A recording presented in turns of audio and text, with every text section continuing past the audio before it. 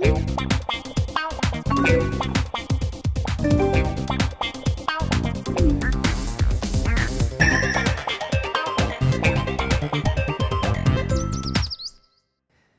I'm Jay Goldman, and you are watching Status Update on Butterscotch.com. Today, we're going to talk about how to design a social media campaign. And my first of all advice, the first thing out of the gate is stop. And not stop doing social media, but stop and really think about this. Are you doing social because it's hot right now, or because it's really important to the success of your campaign?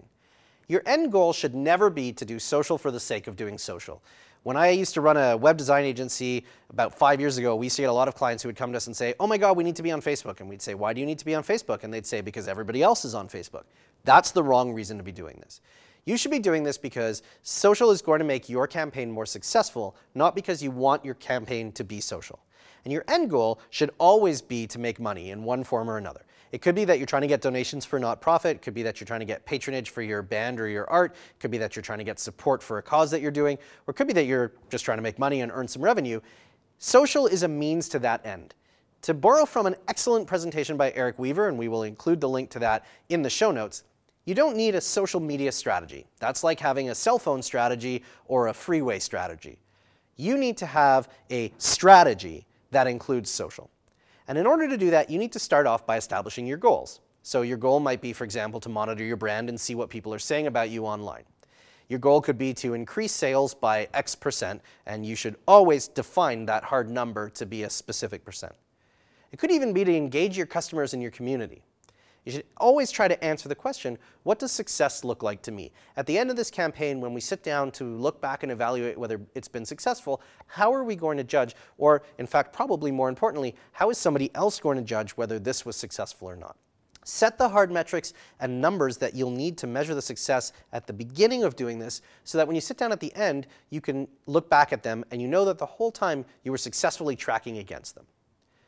So let's assume that you've gone through all of that and you've determined that social does make good sense for the campaign that you're doing. Now what? Well, the first thing to remember is that social is about sharing. What are people going to share as part of your campaign?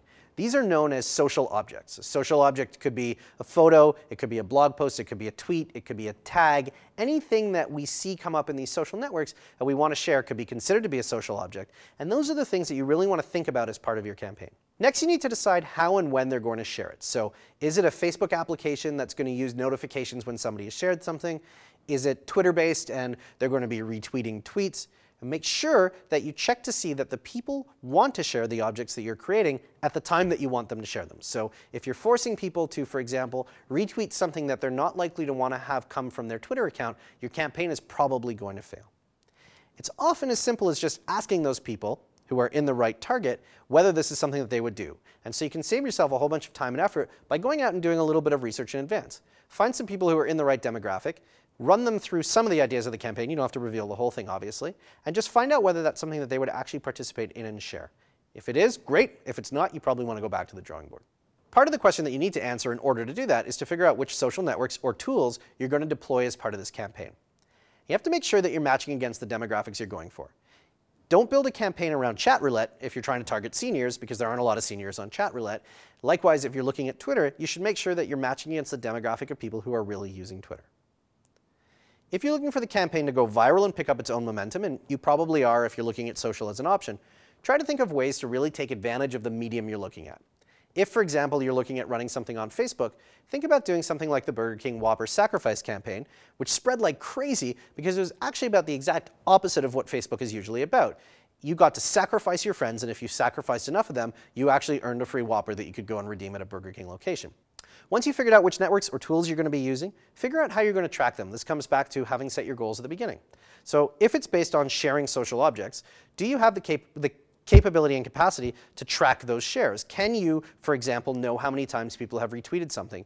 Do you have tracking in place so that if people are clicking through on a link on Twitter and coming to your website, even if it's just through Google Analytics, you're tracking what they clicked on and you know which tweets were most successful so you can keep doing those things? Especially important if you're relying on virality, are you measuring the K factor? According to Wikipedia, the K factor of 1 means steady state of neither growth or decline, while a K factor greater than 1 indicates exponential growth, and a K factor less than 1 obviously indicates decline. K-factor is used in epidemiology when you're studying the infection of viruses. And so in this case, what you're looking at is if your K-factor is 1, that means I infect one more person and we're at a steady state. If my K-factor goes up, that means I'm infecting more people and my campaign's going to go viral and become really successful. So you want to figure out how to measure your K-factor, and there's lots of stuff about this online if you Google for it. And you want to make sure that your K-factor is above 1 if you're trying to do a viral campaign. You want to make sure that you establish a timeline for success. And I say this because a lot of social and community stuff can be slow. It takes a while to build a following genuinely, and it takes a while to be authentic about building that following. So make sure that all of the stakeholders in your campaign, especially the ones who are above you, have an appetite for the speed that it's going to take to do this and manage their expectations from day one. As long as they understand at the beginning that you're not going to launch the campaign and immediately have 100,000 people following you on Twitter, if that's an important metric for your success, or 100,000 fans on Facebook, then they'll be okay with it taking a little while longer. But you need to make sure that they understand that from the beginning. Once you've got all this stuff figured out and you're ready to do it, execute on your campaign and measure, measure, measure. The true power of being online and having campaigns like this is you can tweak the success of the campaign as it's happening based on real-time data that's coming in from all of your metrics. So make sure that you're measuring everything that you've set up to track, and as you're going through and doing that, look at the things that are working, do more of those, look at the things that aren't working, and do less of those. Good luck with your campaign. I think if you follow everything we've talked about here, it'll be a great success. Don't forget that if you're looking to register a domain name, you can get 10% off at hover.com using the promo code you can see on the screen right now or in the show notes on butterscotch.com.